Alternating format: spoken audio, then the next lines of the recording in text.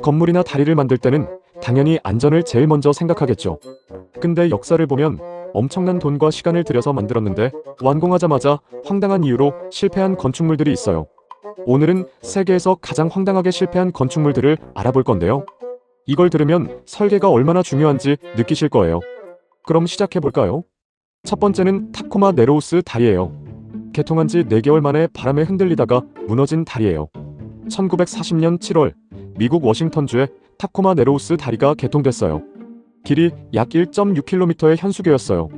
당시로서는 미국에서 세 번째로 긴 현수교였고 엄청난 기술력의 산물로 평가받았어요. 근데 개통 직후부터 이상한 일이 벌어졌어요. 바람이 조금만 불어도 다리가 심하게 흔들리기 시작한 거예요. 위아래로 출렁거리는 게 얼마나 심했냐면 차를 타고 다리를 건너다 보면 앞에 가는 차가 안 보일 정도였어요. 다리가 흔들리는 게 재미있다고 일부러 찾아오는 사람들까지 생겼어요. 그래서 별명이 춤추는 거티였어요. 근데 1940년 11월 7일 개통한 지 불과 4개월 만에 강한 바람이 불었어요. 다리가 그때까지와는 비교도 안 될 정도로 심하게 흔들리기 시작했어요. 비틀리고 출렁이고 결국 다리 일부가 무너져 내렸어요. 다행히 사람은 없었고 개 한 마리만 희생됐어요. 이 붕괴 장면은 마침 카메라에 담겼어요. 지금도 공학 교육 자료로 쓰일 만큼 유명한 영상이에요. 원인은 공명현상이었어요. 바람의 주기가 다리의 고유 진동수와 맞아떨어지면서 진동이 점점 커진 거예요. 당시 설계자들이 이 부분을 계산하지 못한 거였어요. 이 사고 이후 전 세계 다리 설계 방식이 완전히 바뀌었어요. 두 번째는 월키토키 빌딩이에요.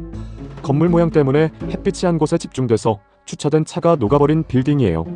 2013년 영국 런던의 20펜처치 스트리트라는 고층 빌딩이 완공됐어요. 위로 올라갈수록 바깥쪽으로 휘어지는 독특한 모양 때문에 사람들이 월키토키 빌딩이라고 불렀어요. 완공 직후 황당한 일이 벌어졌어요. 건물 외벽에 설치된 오목한 유리 패널이 햇빛을 한 곳으로 집중시켜버린 거예요. 마치 돋보기처럼요. 그 집중된 햇빛이 건물 앞 도로에 그대로 쏟아졌어요. 그 구간의 온도가 무려 90도까지 올라갔어요. 인근에 주차되어 있던 제규어 차량의 사이드미러가 녹아버렸어요. 근처 카페에서 가져다 놓은 환경미화 도구가 불탔어요. 심지어 달걀을 그 자리에 놓으면 익을 정도였어요. 언론에서 이 구간을 죽음의 광선이라고 불렀어요. 건물 측은 긴급하게 차광막을 설치했어요. 나중에 유리 패널 각도를 수정하는 공사를 진행했어요. 설계 단계에서 햇빛 반사 시뮬레이션을 제대로 하지 않은 게 원인이었어요. 건축가는 이 문제를 미리 알고 있었지만 간과했다는 주장도 나왔어요. 제규어 차주는 보상을 받았어요. 세 번째는 보스턴 존 핸콕 타워예요. 완공 후 유리창이 계속 떨어져서 주변 도로를 폐쇄해야 했던 빌딩이에요. 1976년 미국 보스턴의 존 핸콕 타워가 완공됐어요. 높이 240m, 60층짜리 유리 외벽 건물이에요. 당시 보스턴에서 가장 높은 건물이었어요. 근데 완공되기도 전부터 문제가 생겼어요. 공사 중에 유리창이 떨어지기 시작한 거예요. 처음엔 몇 개였는데 시간이 지날수록 점점 더 많은 유리창이 떨어졌어요. 결국 건물 전체 유리창의 3분의 1이 넘는 약 3,500장을 교체해야 했어요. 떨어지는 유리 때문에 건물 주변 도로를 폐쇄해야 했어요. 빠진 유리창 자리에는 임시로 합판을 붙여놨어요. 그 상태가 몇 년씩 이어졌어요. 보스턴 시내 한복판에 60층짜리 건물 유리창 자리에 나무 합판이 붙어있는 황당한 광경이 펼쳐진 거예요. 원인은 유리와 금속 프레임이 온도 변화에 따라 서로 다르게 팽창하고 수축하면서 유리에 균열이 생긴 거였어요. 설계 단계에서 이 부분을 충분히 고려하지 않았던 거죠. 유리창 전체 교체 비용만 수천만 달러가 들었어요. 네 번째는 발레아란드 경기장이에요. 완공 직후 지붕이 무너져 내린 경기장이에요. 2010년 노르웨이 발레아란드에 새 축구 경기장이 완공됐어요. 지역팀의 홈구장으로 사용될 예정이었어요. 공사 기간만 몇 년이 걸렸고 지역 주민들의 기대가 컸어요. 근데 완공 직후 경기장 지붕이 무너져 내렸어요. 다행히 당시 경기장 안에 사람이 없어서 인명피해는 없었어요. 원인은 설계 단계에서 노르웨이의 적설 하중을 제대로 계산하지 않은 거였어요. 노르웨이는 겨울에 눈이 많이 오는 나라예요. 지붕이 그 무게를 버티지 못한 거죠.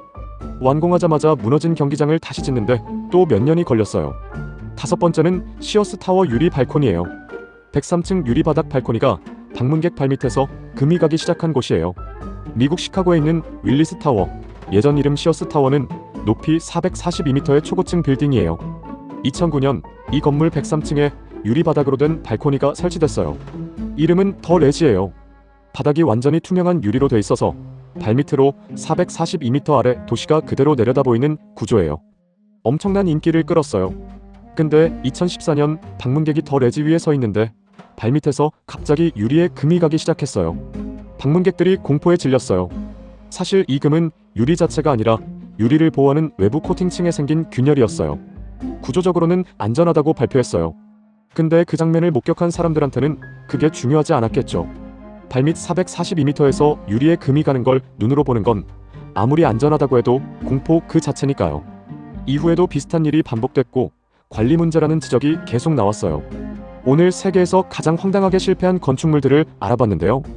4개월 만에 바람에 무너진 다리, 햇빛으로 차를 녹인 빌딩, 유리창이 계속 떨어진 빌딩, 완공 직후 지붕이 무너진 경기장, 그리고 방문객 발밑에서 유리에 금이 간 발코니. 이 건축물들의 공통점이 있어요. 전부 설계 단계에서 놓친 것들이 결국 현실에서 터진 거예요. 어떤 건축물이 가장 황당했나요? 댓글로 알려주세요. 아직 구독 안 하셨으면 지금 구독 눌러주세요. 진짜라고였습니다.